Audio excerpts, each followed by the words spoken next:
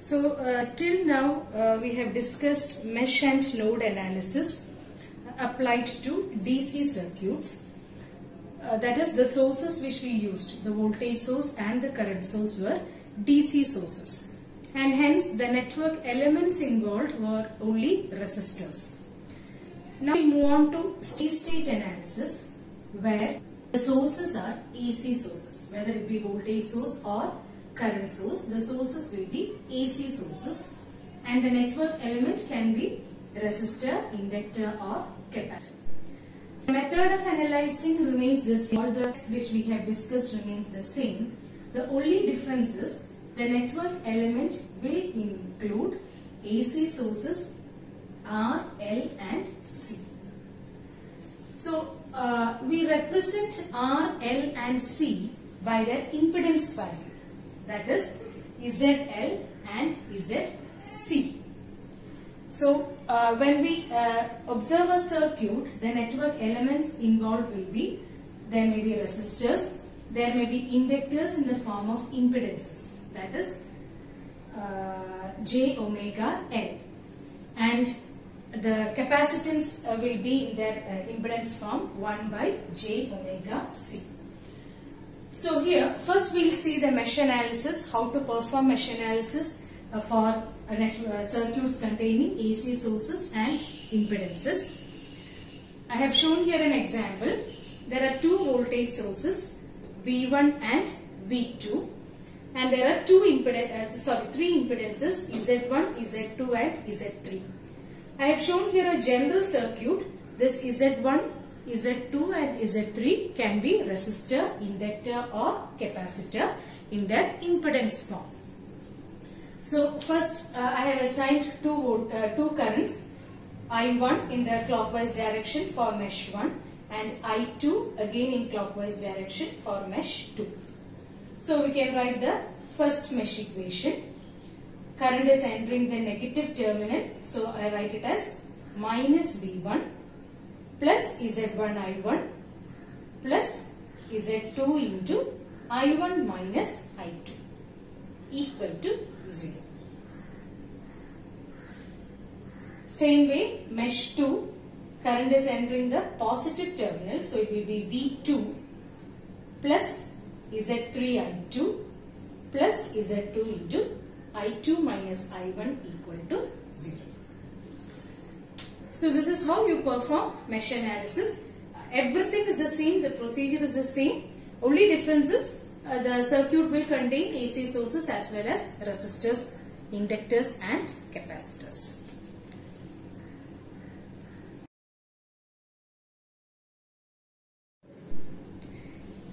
We see question 27.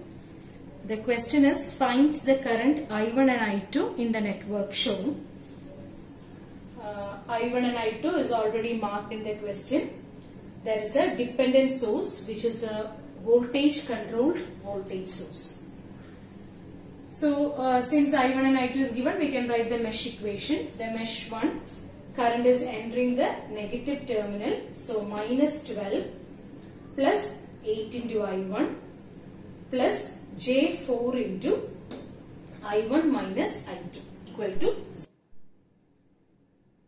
Mesh will be, current is entering again the negative terminal, so it is minus 3Vx plus 4I2 plus J4 into I2 minus I1 equal to 0. So here there are two equations and three variables, I1, I2 and Vx. What is Vx? Vx is drop across this resistor, this inductor, right? And it is given that plus and minus. So Vx will be J4 into I1 minus I2. Why? Because I1 is entering this point, whereas I2 is entering this point. From entering point will be positive. So here, since it is marked as plus and minus, I1 should be greater than I2. So we will write it as J4 into I1 minus I2. So now you have three equations and three unknowns. You can solve these three equations to get I1 and I2 and the result is shown here in polar form.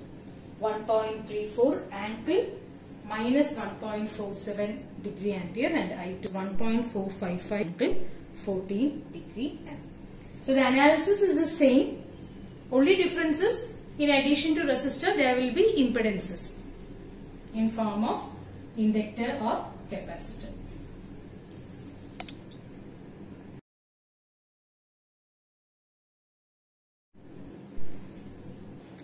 Next, 28th question. The current through 5 ohm resistor in the network shown. The circuit is given. There are 3 meshes. So we'll write we have to find out I1. In order to find current flowing through 5 ohm, we have to find out I1. So first we'll write the mesh 1. Current is entering the negative terminal. So it will be minus 15 plus J4 into I1 plus 5 into I1 plus 2 into I1 minus I2 equal to 0. Now mesh 2 and mesh 3 have a current source in common. So we'll have to apply super mesh analysis. So the super meshes 2 and 3, mesh 2 and 3. So ignoring this common branch, you will write down the equation for all branches. So it will be 3 into I2 plus 2 into I2 minus I. These two terms are with respect to mesh 2.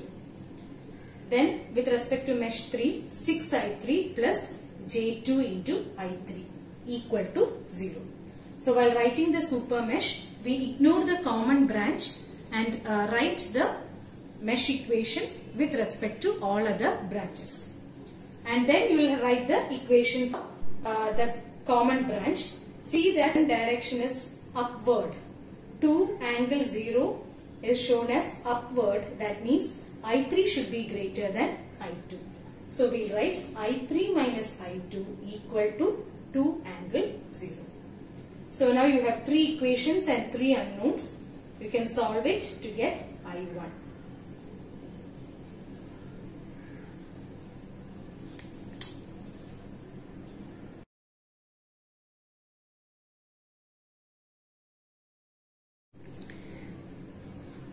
Now the 29th question, determine the node voltages in the circuit shown.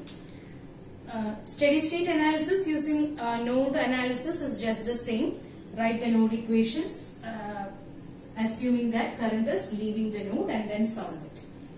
So here there are 2 nodes V1 and V2.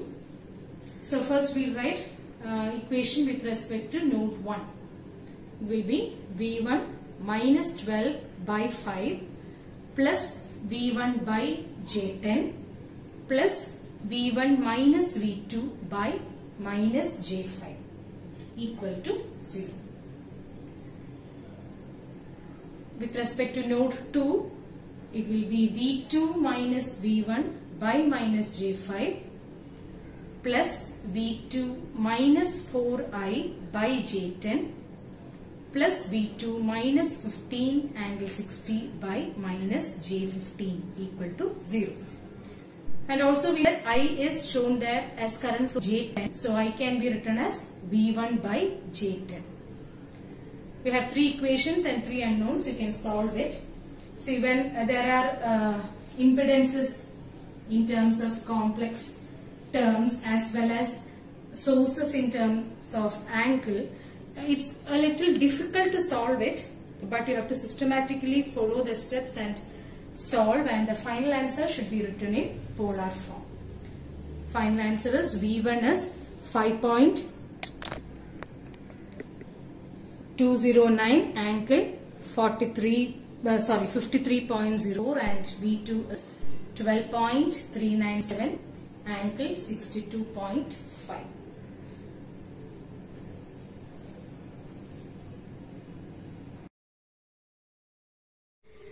The 30th question is find V1 and V2 using nodal analysis. A direct question. You can apply a node equation for the first node. There 4V2 is a dependent current source. It is shown as N ring. So you will write it as 4V2 equal to V1 by 4 plus V1 minus V2 by minus J4. Then node 2, all the branches are leaving, so 0 equal to V2 minus V1 by minus J4 plus V by J6 plus 5 angle 30 degree. Two equations, two unknowns. We can solve it to find V1 and V2.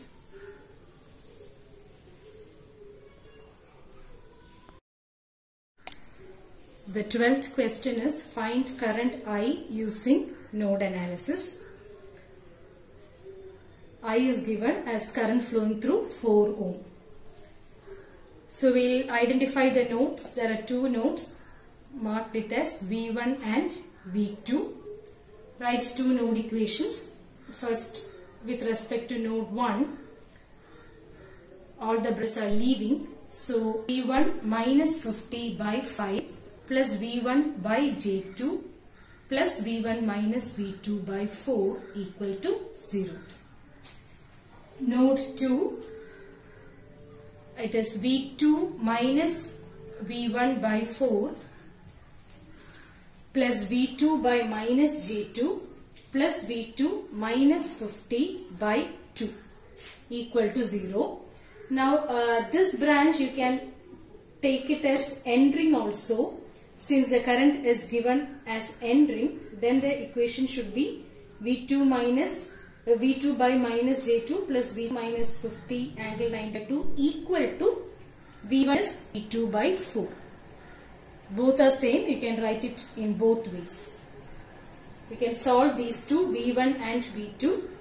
And once you get V1 and V2, you can write down I, which is V1 minus V2 by 4.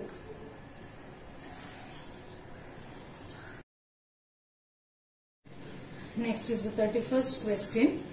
You have to determine the value of V2 such that through the impedance 3 plus J4 ohm is 0.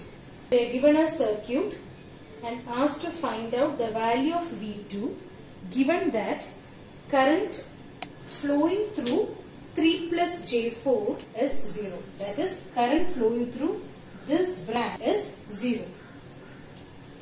So first we'll write the node equation. We'll name it as V1 and V3 because V2 is already assigned. So first we'll write equation for node 1. It will be V1 minus 20 by 4 plus V1 by J3 plus V1 minus V3 by 3 plus J4 equal to 0. The second node is V3 minus V1 by 3 plus J4 plus V3 by minus J5 plus V3 minus V2 by 5 equal to 0. Now the condition given is the current flowing through 3 plus J4 is 0. That means this term is equal to 0 or this term is equal to 0. So when I substitute V1 minus V3 by J4 equal to 0, we will get V1 equal to V3. So in these two node equations, you can neglect these two terms and you can substitute V3 as V1. So this will become V1 by minus J5 plus V1 minus V2 by 5 equal to 0. So there will be two equations in terms of V1 and V2. You can solve it to find out V2.